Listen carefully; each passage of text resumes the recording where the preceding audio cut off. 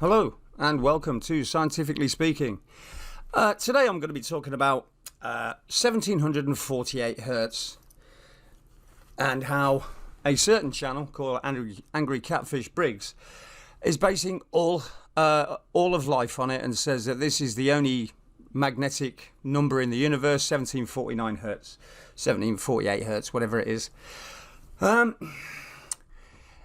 He took one of my videos, Magnets Underwater, and said that the signature of it matched exactly 1748 Hertz on a metal plate.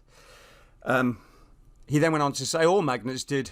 I disagreed with this, and so I've removed those videos.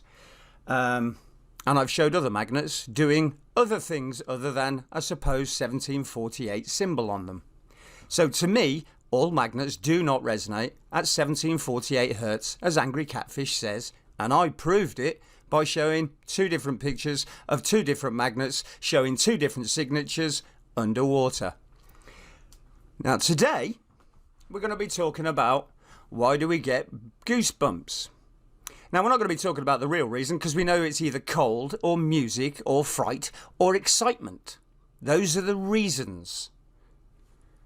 Now, Eric Catfish Briggs says that goosebumps are when your body is at 1748 Hertz. And he's based 3 out of 4 of his theories. One, I got rid of the magnets. The second one is your arm hair, which is the picture he shows on his video. He says it's at 1748. And many moons ago, he made a video about it. I asked him where this video was so I could look at the paper that confirmed this. And obviously, he told me the same thing he tells everybody else. You're stupid. Go to the back of the line, start at the beginning of my videos and watch every single video. I myself bring up the video I talk about within, a minute and stick it on the post that somebody asked about it because I remember all my videos and I know every video I've made. So I immediately bring them up. He tells you to piss off, basically. So I went to the video. It accidentally popped up the other day while I was trawling his site. And I thought, let's have a look at this paper. So let's have a look at the paper that Eric Angry Catfish Briggs' channel says absolutely 100% backs up his claim that the hairs on your arm or the hairs all over your body raise up and tremble at 1748 Hertz, and you can make it happen. 24 hours a day, you could do this if only you could bring your body to 1748 Hertz. All right, so I went and got the paper. Let's see what the paper is about. Okay, so it's called the Humo-Autoacoustic Emissions Generated by Active Outer Hair Cells. Now, what I can tell you about this is that it's nothing to do with the hairs on your body. This is to do with the cochlear hairs in your ear. Nothing to do with the rest of your body. And the whole of this paper is about firing sound at the ear and seeing what emissions the hair gave back. This does not confirm that anybody should be at 1748. And we're going to read through the entire paper to see if it has the numbers 1748. Proceedings of meetings on acoustics, which is sound. Psychology and physiological acoustics, auditory physiology and modelling. So human autoacoustic emissions generated by active outer hair cells. In the present study, human autoacoustic emissions documented in the literature are shown to agree with predictions based on the hypothesis that the main OAE sources are active cochlear outer hair cells. Search Google for cochlear. Well, it's to do with the ear. There we go. It's all to do with the ears and the hairs in your ears and how they respond to sound. So this is the paper that he says confirms that all hair stands on its end at 1748. The paper is nothing to do with that. It's about cochlear outer ear hair. It's going to be generated by the acoustic stimuli used.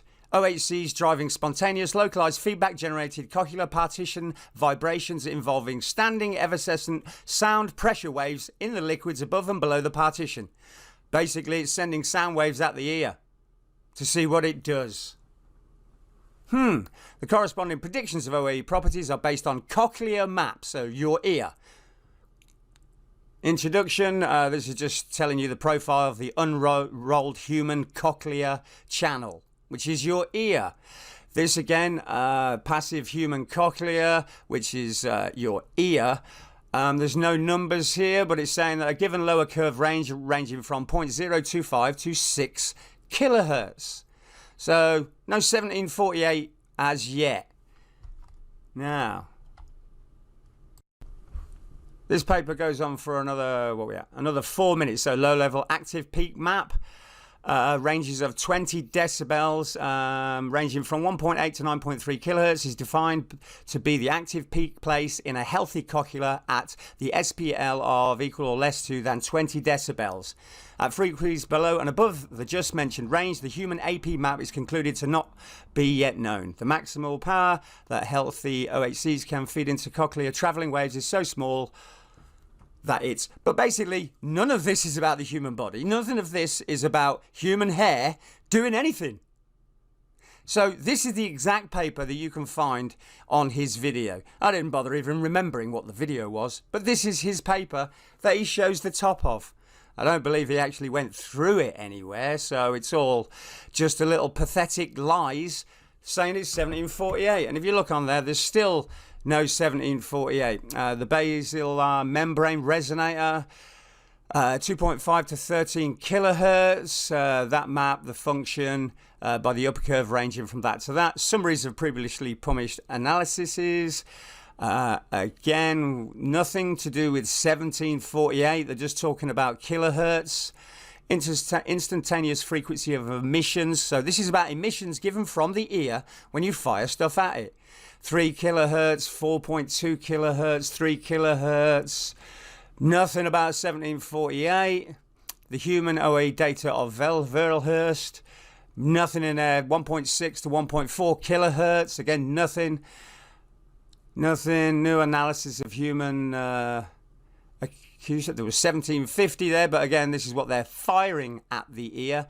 16.5 kilohertz, 90-degree angle, because 1754, the spontaneous ear noise shown in trace D peaks at 1754. Again, nothing to do with 1748. It's to do with sound hitting your ear. Figure from Wilson's paper showing the re-emission frequency, a reproduction of the decibel level and the frequency hit, 2610. Figure of Kemp's, 1265. Represent a narrow band of analysis with the stimuli from 1500 hertz to 1735. It's what they're firing at the ear. This is nothing to do with it. It's stimuli from 1500 to 1735. Nothing to do with it. Oh, do we have 1748? In part, the analysis of sound developed in the meters with a stimulus pair is displayed. The pair consisted of two simultaneous 60 decibel tones. Frequency of the first tone 1500 hertz, second tone 1767, third 1758, fourth 1748. These are what are the stimulus. It's what being fired. And then part D is similar to part C. In part D, the frequency of the second tone was 1738, 1480, 1490, 1520, and so on and so forth. That 1748 is to do with the hertz range that was being simultaneously fired at 60 decibel tone. Nothing to do with what your arm hairs vibrate at. I wonder if there's anything more on here that says 1748. No, there's nothing. Absolutely nothing. Suppression of acoustic emissions and how to stop them. So it's all to do with hearing, conclusions, and references. So as you just saw, angry Catfish Briggs is just a lying monster. So I took away his magnet 1748, that all magnets resonate at 1748. That's a lie because I have about 20 other magnets. That was the only magnet that gave that shape. But it's not the same shape as 1748. It's the same shape as the movie picture, but we're going to be destroying that very soon when we compare it to his dice. So I do hope everybody's pleased, and we'll go and watch the Catfish Briggs video and ask him why he put up a piece of nonsense about ear hair, cochlear ear hair, and having decibels blasted at it. Why would he put that up and then say all arm hairs, all the hair on your body should be resonating at 1748, then you are in touch with the creator? Obviously it's woo and lies and just a Rasputin narcissist trying to make up crap for a big ass following.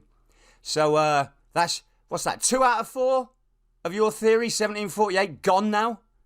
Then I'm coming for the dice, or the pots I should actually say, and then I'm coming for the movie sign.